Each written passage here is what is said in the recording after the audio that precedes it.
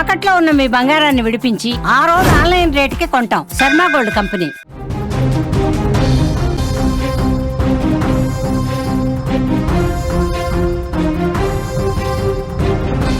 శివశంకర్ బైక్కి జరిగిన ప్రమాదమే కావేరీ బస్సు తగలబడడానికి కారణం.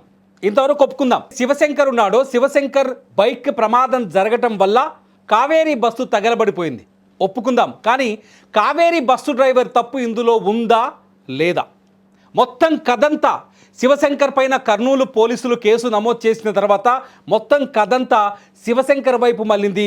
తప్పంతా శివశంకర్ దగ్గరకు చేరింది.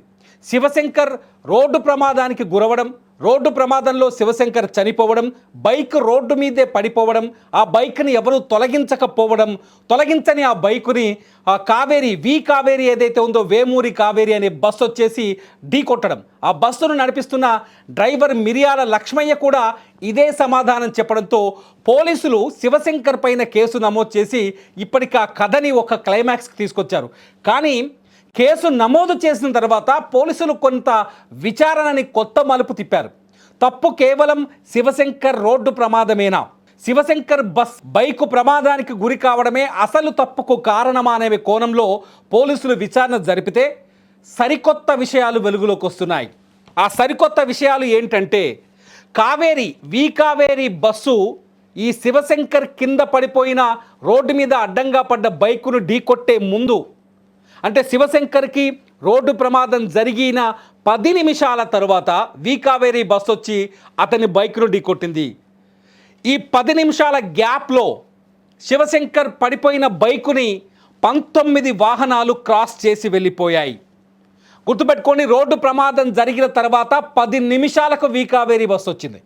అంటే ఇక్కడ Kaveri bus driver over speed కారణమా కాదా ఈ ప్రమాదానికి ఒక్కసారి ఆలోచించండి అనే అనుమానాలు కలుగుతున్నాయి. పోలీసులు కూడా ఈ విధంగానే దర్యాప్తు చేస్తున్నారు. ఏదైతే శివశంకర్ బైక్ పడిపోయిన తర్వాత 10 నిమిషాలకి, అంటే 10 నిమిషాల గ్యాప్లో 19 వాహనాలు ఆ బైక్ని తప్పించి వెళ్ళిపోయాయి. ఆ తప్పించిన వాహనాల్లో అనంతపురం జిల్లా రాయదుర్గం ఆర్టీసీ డిపోకి చెందిన ఒక ఆర్టీసీ బస్సు కూడా ఉంది. సమీపంలో ఏదైతే శివశంకర్ పెట్రోల్ కొట్టించాడో ఆ పెట్రోల్ బంకు దగ్గర ఒక సీసీటీవీ ఫుటేజ్ మా సుమన్ టీవీకి దొరికింది. ఒకసారి స్క్రీన్ మీద ఫుల్గా సీసీటీవీ ఫుటేజ్ని చూడండి. ఆ సీసీటీవీ ఫుటేజ్లో మేము నెంబర్లు వేసాం. కావేరీ బస్సుకు ముందు 18 అని ఒక నెంబర్ వేసాం, ఆ తర్వాత 19 అని ఇంకొక నెంబర్ వేసాం. అది బస్సు.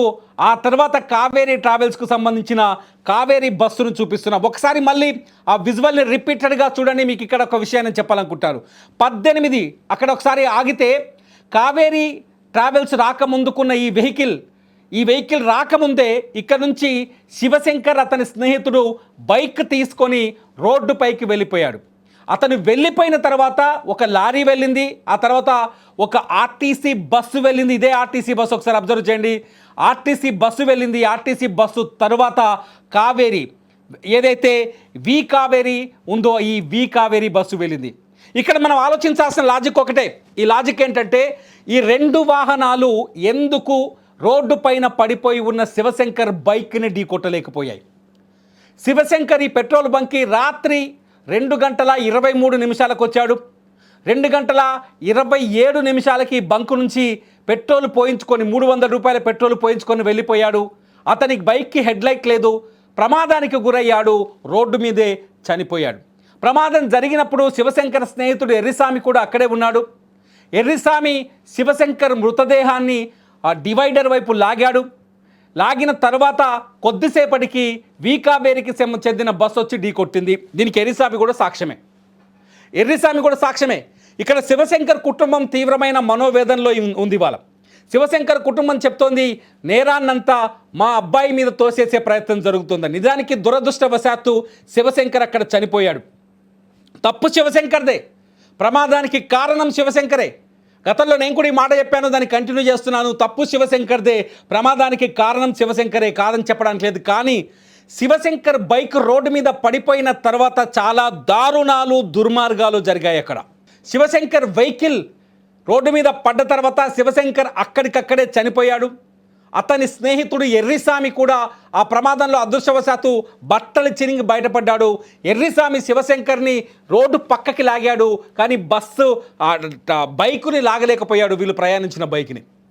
ఈలోపు 19 వాహనాలు ఆ బైక్ని క్రాస్ చేసి వెళ్ళిపోయాయి. అంటే 19 వాహనాల డ్రైవర్లు ఈ రోడ్డు ప్రమాదాన్ని గమనించారు.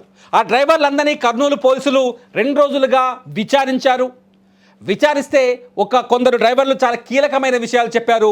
రోడ్డు ప్రమాదాన్ని మేము గమనించాం, అప్పటికే వర్షం వస్తుంది, ఆ వర్షంలో మేము వెహికల్ ఆపలేకపోయాం, అక్కడి నుంచి వెళ్ళిపోయాం, క్రాస్ చేసుకొని వెళ్ళిపోయాం చెప్తున్నారు. ఆ డ్రైవర్లు చెప్పిన మాటలకి అట్లాగే పెట్రోల్ బంకులో మనకు దొరికిన CCTV ఫుటేజ్కి మ్యాచ్ అవుతుంది. మీరు అబ్జర్వ్ చేయండి, ఒక్కసారి ఆలోచించండి. అంటే ఖచ్చితంగా కావేరీ ట్రావెల్స్ బస్, ప్రమాదానికి గురైన కావేరీ ట్రావెల్స్ బస్సు తప్పు ఇందులో ఉంది. ఆ డ్రైవర్ లక్ష్మయ్య తప్పు కూడా ఉంది. బస్సు 120కి పైగా వేగంతో ఉందని పోలీసులు కూడా ధృవీకరించారు. కళ్ళు మూసుకొని బస్సును వేగంగా తీసుకెళ్లి రోడ్డుకు అడ్డంగా పడిపోయిన బైకును ఢీకొట్టి ఈ బస్సుకి మంటలంటేలా చేశాడు ఈ లక్ష్మయ్యనని వాదించక తప్పని పరిస్థితి ఏర్పడుతుంది. ఇక్కడ తాజాగా పోలీసులు చేస్తున్న అనాలిసిస్ని బట్టి మనకు అర్థమవుతోంది. పోలీసులు ప్రశ్నించిన ఈ 19 వాహనాలు, అంటే 20వ వాహనం కావేరీ బస్సే. పోలీసులు ప్రశ్నించిన ఈ 19 వాహనాల్లో డ్రైవర్లు అందరూ చెప్తున్నారు, మేము ఆ బైకుని గమనించాం, శివశంకర్ మృతదేహాన్ని గమనించాం, అంతేకాదు అతని మృతదేహాన్ని సైడ్కు లాగుతున్న అతని స్నేహితుడు ఎర్రిస్వామిని కూడా గమనించామని చెప్తున్నారు. అంతేకాదు ఏదైతే ఆర్టీసీ బస్ అని చెప్పామో మనం, అనంతపురం జిల్లా రాయదుర్గానికి సంబంధించిన ఆర్టీసీ బస్సు కూడా ఈ కావేరీ బస్సు వెళ్ళే కొన్ని నిమిషాల ముందే అక్కడి నుంచి క్రాస్ అయింది. ఈ ఆర్టీసీ బస్సు డ్రైవర్ కూడా చాలా స్పష్టంగా పోలీసులకు ఒక సమాచారం ఇచ్చినట్టుగా బయటకు వస్తోంది. ఈ ప్రమాదాన్ని తాను గమనించానని, బస్సుని సైడ్కి ఆపలేకపోయానని, వర్షం వస్తున్నందున బస్సుని రోడ్డుపైనే ఆపితే వెనక నుంచి వచ్చే వాహనాలు ఢీ కొట్టే అవకాశం ఉంటుంది, కాబట్టి అటు నుంచి నేను పాస్ అయ్యి వెళ్ళిపోయానని ఆ డ్రైవర్ పోలీసులకు వాంగ్మూలం ఇచ్చినట్టుగా కూడా తెలుస్తుంది. అంటే ఇక్కడ సింపుల్గా ఒకటి అర్థమవుతుంది ఏంటంటే, కావేరీ ట్రావెల్స్ బస్సు డ్రైవర్ ఈ ప్రమాద సంఘటనని గుర్తించకపోవడానికి ప్రధాన కారణం బస్సు అత్యంత వేగంగా ఉండటం. పోలీసులు చెబుతున్నారు, బస్సు బైకును ఢీకొట్టిన సమయంలో దాని వేగం 120 కిలోమీటర్లు గంటకు ఉందని కనిపిస్తోందని చెప్తున్నారు.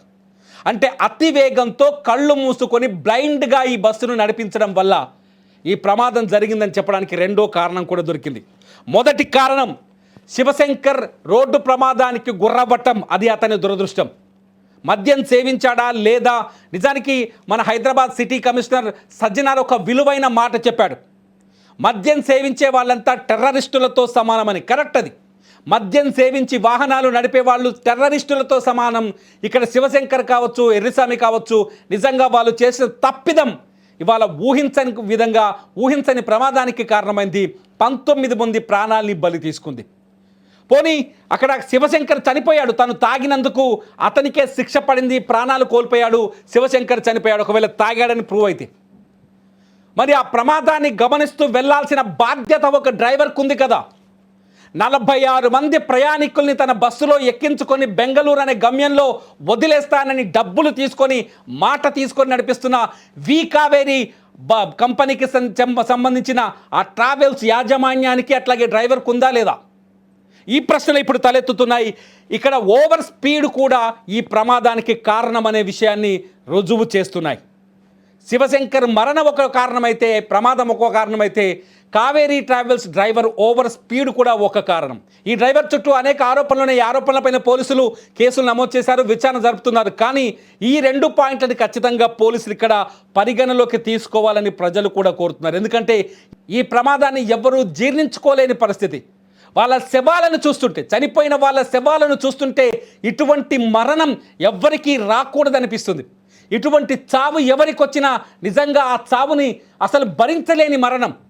సంగారెడ్డికి చెందిన తల్లి కూతురు కాలి ఫ్రిష్ ఫ్రై చేసినట్టుగా మారిపోయింది ఒక్కొక్క శరీరం. 19 మంది శరీరాల్ని గుర్తించడానికి 2 రోజులు పట్టింది.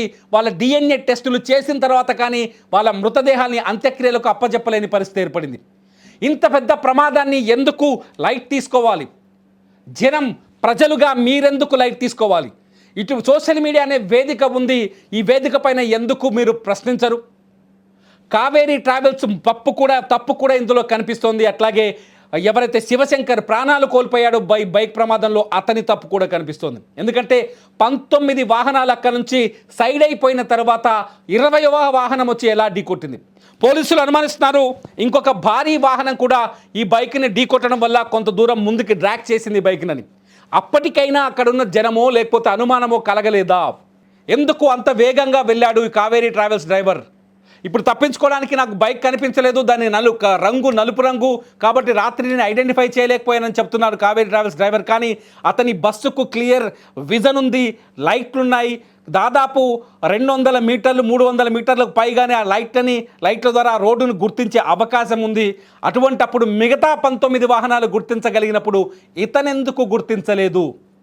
మిగతా 19 వాహనాలు ఆ బైక్ని క్రాస్ చేయగలిగినప్పుడు ఇతనెందుకు క్రాస్ చేయలేదు? దీంతో పాటు పోలీసులు ఒక హృదయ విదారకమైన ఇంకొక కోణాన్ని కూడా వెలుగులోకి తీసుకొచ్చారు.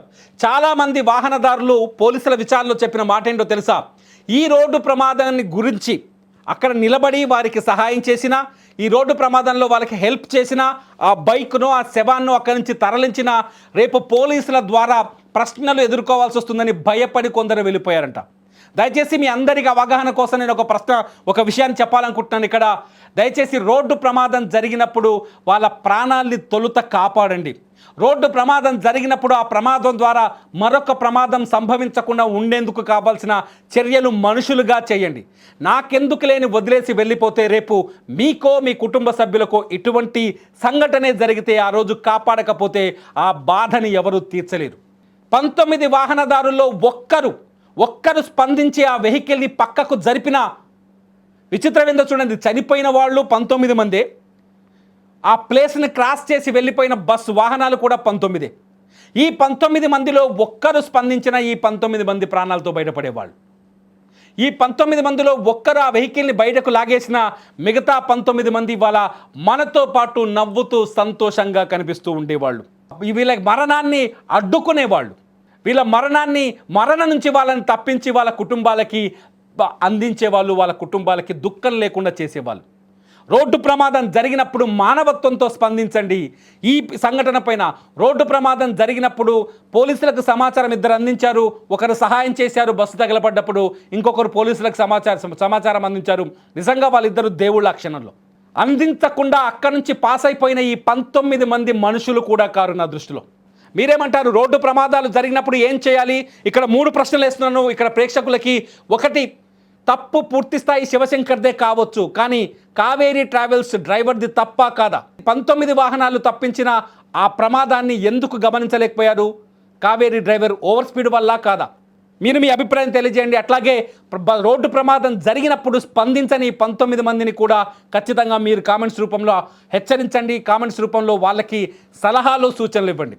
అంతేకాదు, రోడ్డు ప్రమాదాలు జరిగినప్పుడు మనుషుల్లాగా మనం ఎలా స్పందించాలి అనే విషయం పైన మీరు ఈ వీడియో కింద స్పందించండి, చర్చించండి. చూస్తూనే ఉండండి అప్డేట్స్ కోసం సుమన్ టీవీ.